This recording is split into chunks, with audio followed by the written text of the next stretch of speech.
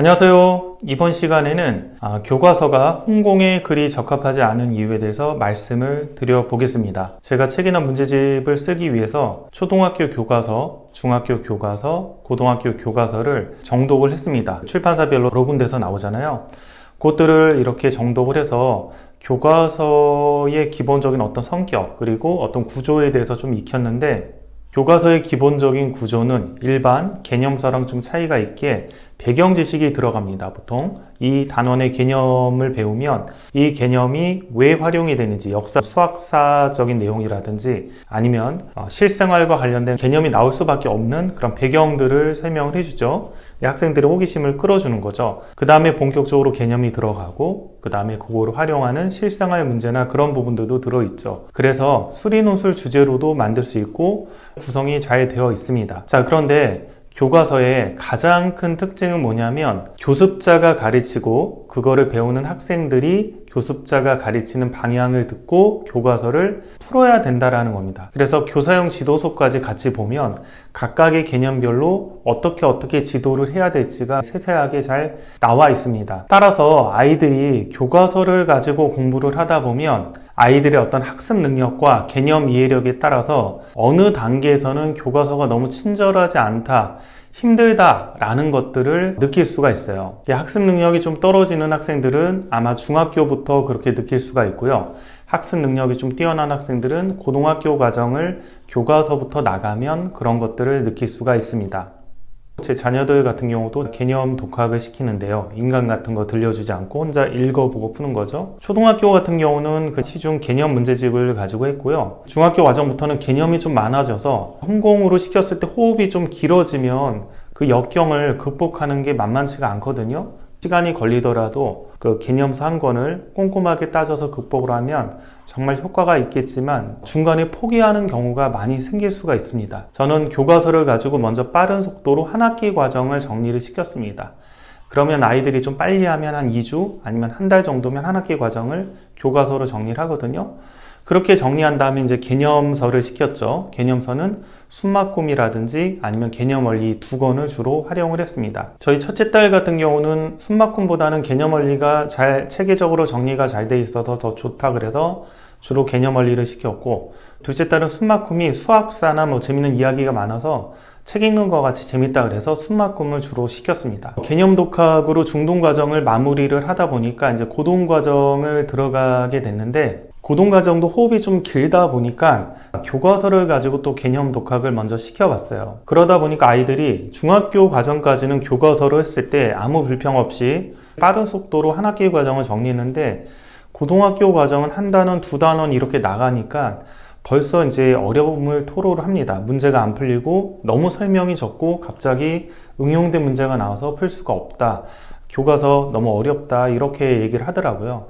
그래서 이게 한계에 봉착을 했구나. 역시 교과서의 치명적인 단점, 교과서는 교습자가 이 설명을 하기에 최적화된 책으로 이렇게 주어졌기 때문에 혼자서 개념을 읽으면서 공부하는 학생들이 자기의 어떤 학습 능력에 따라 어느 단계에서부터는 첫 홍공 교재로 교과서를 가지고 하기가 만만치가 않구나 라는 거를 느낀 거죠. 그래서 보통 교과서를 먼저 한 권 끝내고 나서 개념서를 시키는데, 바로 친절한 개념서를 한 권을 추가를 해줬습니다. 그래서 이 개념서랑 교과서랑 같이 공부를 해나가라. 개념서는 개념센을 줬습니다. 홍공을 하다 보니까 바로 정석을 주거나 그러는 게 좀 부담스럽더라고요. 저도 정석을 혼자서 개념 독학으로 이렇게 극복했을 때 너무 힘들었던 경험이 있었는데, 아이들이 그것을 하다가 지칠 수도 있을 것 같아가지고 개념센을 제가 던져줬죠. 개념센 같은 경우는 설명이 굉장히 많은 책입니다. 고등학교 어떤 개념서 중에서 설명, 즉 말이 굉장히 많은 것들이 뭐가 있냐면, 대표적인 게 개념센하고 그 다음에 바이블이 있어요. 바이블은 난도가 좀 정석 정도 수준에 해당하는 책이고, 개념센은 그거보다 좀 쉬운 책인데 내용이 많아서 보통 재수생들이, 수학이 약한 학생들이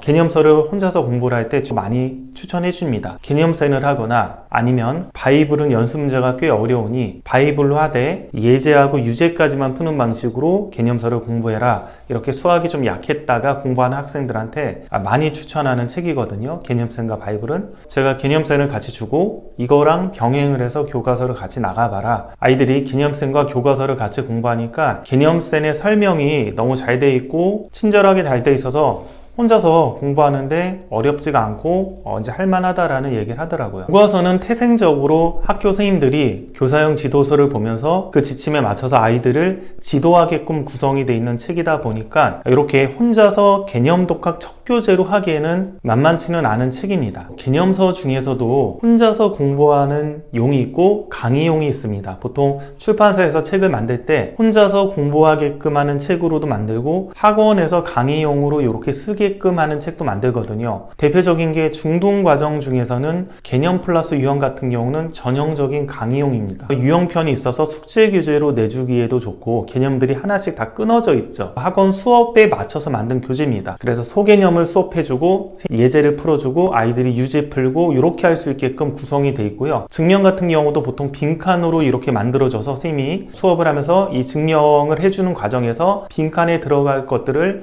아이들에게 설명해 줄 수 있는 구조로 그런 식으로 만들어져 있죠. 반면에 그 홍공에 적합한 교재들은 뭐가 있냐? 설명이 많고 증명 자체가 빈칸으로 안 돼 있고 쭉 풀어져 써져 있어야 되고 예제가 있으면 예제 밑에 반드시 풀이가 있어야 됩니다. 강의용은 예제 밑에 거의 풀이가 없어요. 왜냐면 선생님들이 풀어주는 공간이니까요.